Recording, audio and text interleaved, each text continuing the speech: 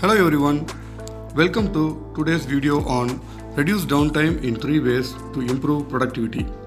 If you are a new visitor to our YouTube channel, kindly subscribe the channel and also click the bell icon so that you receive all the videos notification in future. Today's video is about improving productivity by reducing downtime. Well, what is important about productivity? In today's scenario, all industries are focusing on improving their productivity. Productivity improvement has become a need of the day. Any manufacturing organization or any industries will have an input, process and output. So, what is productivity? Productivity is the ratio of the output to input. So like I said earlier, any process will have input, process and output. The process productivity determines the output. So to have a better productivity, all organizations try to reduce downtime, do various other improvements which are improving their productivity. Productivity is a ratio of output to input. Let us understand the various ways to improve productivity. Productivity improvement is very simple but requires a lot of attention to it.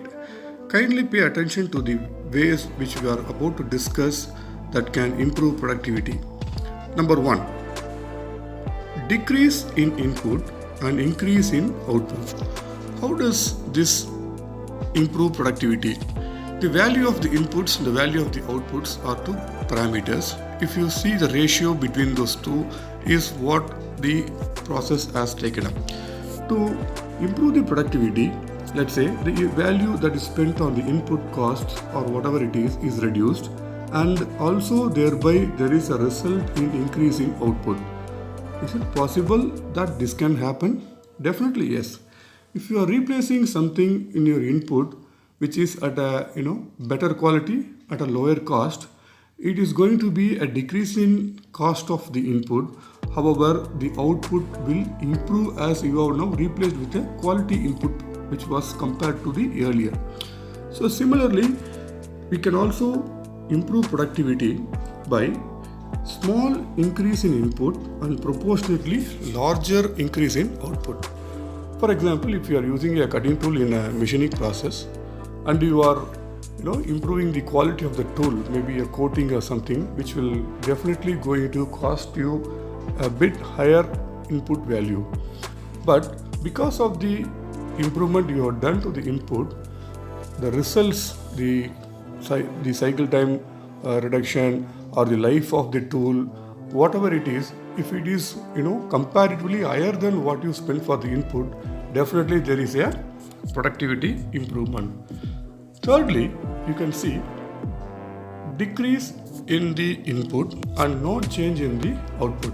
If you are able to manage the value of output at the same level after you do a small decrease to the input, definitely there is a increase in productivity. And fourth, small decrease in input and proportionately higher decrease in output. Yes, this is also possible. If the input is reduced by 50% and the output is reduced by only 25 or 30%, even though the output is decreased, comparatively the ratio has gone up, which means the productivity has gone up.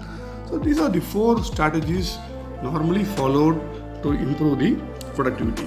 Well, how the productivity is measured? We use a term OEE, overall equipment effectiveness, as a key measure of productivity. It is a matrix which is used in the manufacturing process or any industries to understand how effectively a manufacturing process is utilized. We are not going to discuss about OEE in detail in this video because I have a separate video for this, and I also given a link for the blog which I have written about OEE in the description. Please do visit and also learn about that. Okay.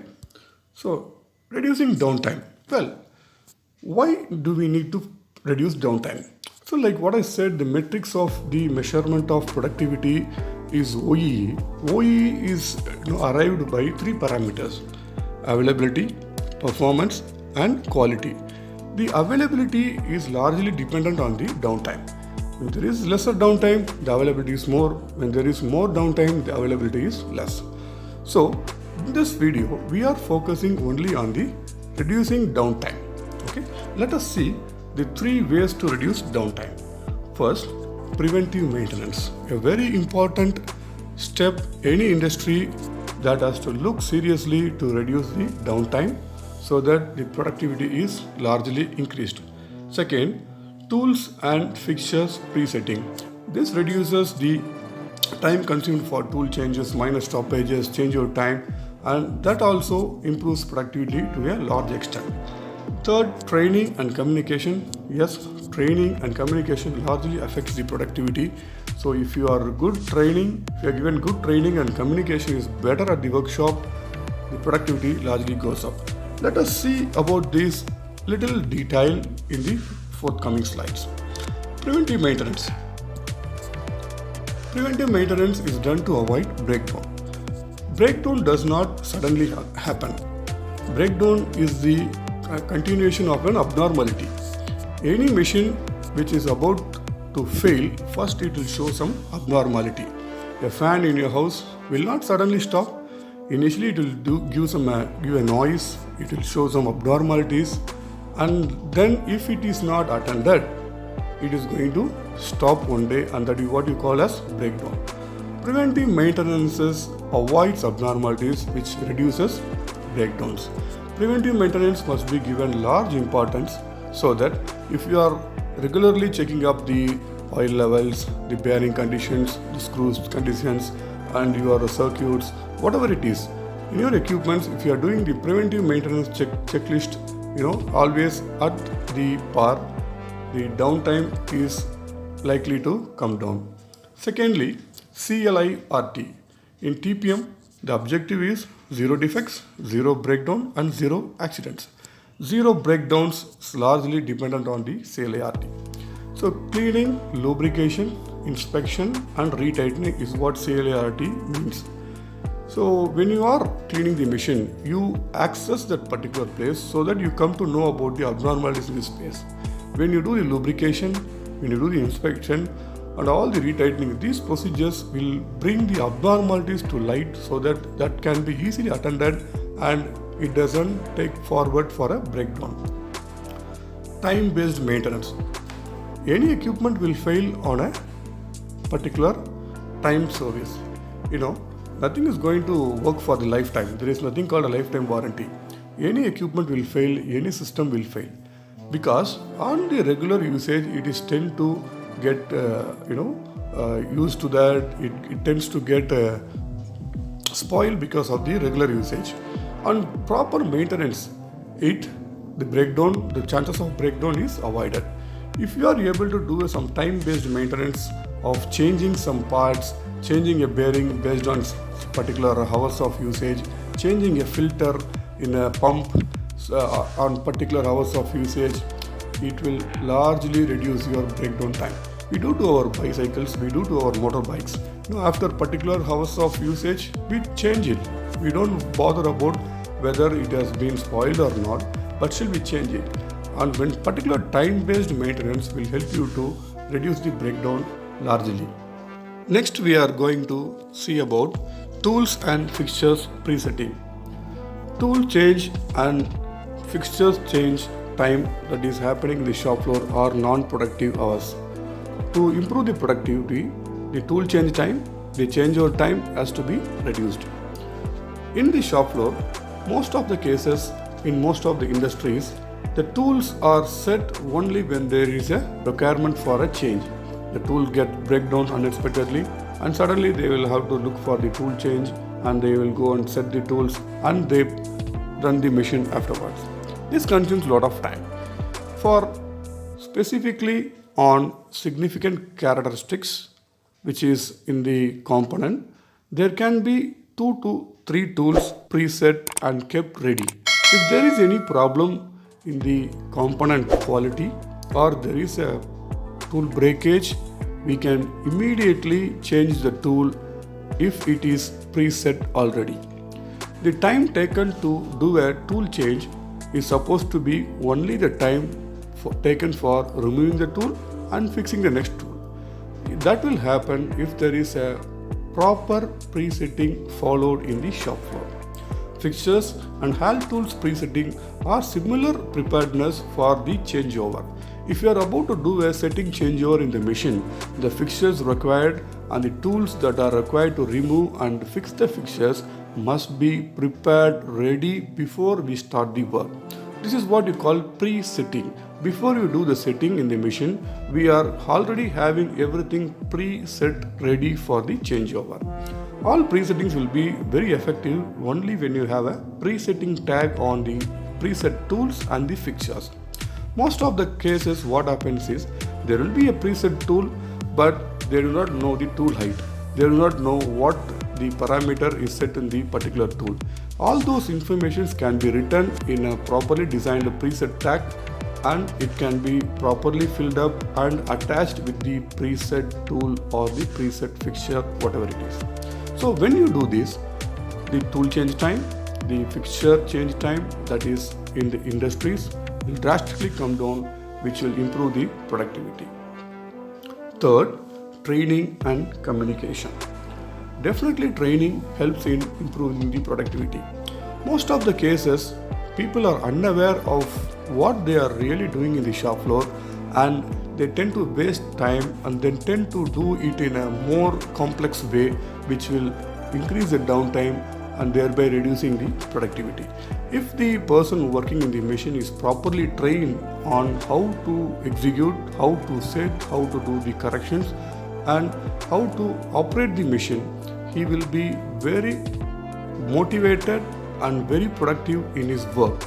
All the mudas, the waste activities, he will avoid so that he can be more productive. In many of the cases, in the shop floor, in organization, what happens is when there is a problem, people working in the machine look for someone else to help them. They want somebody, supervisor, to come and do the alteration. They want somebody who is technically good to come and do the correction, changeover.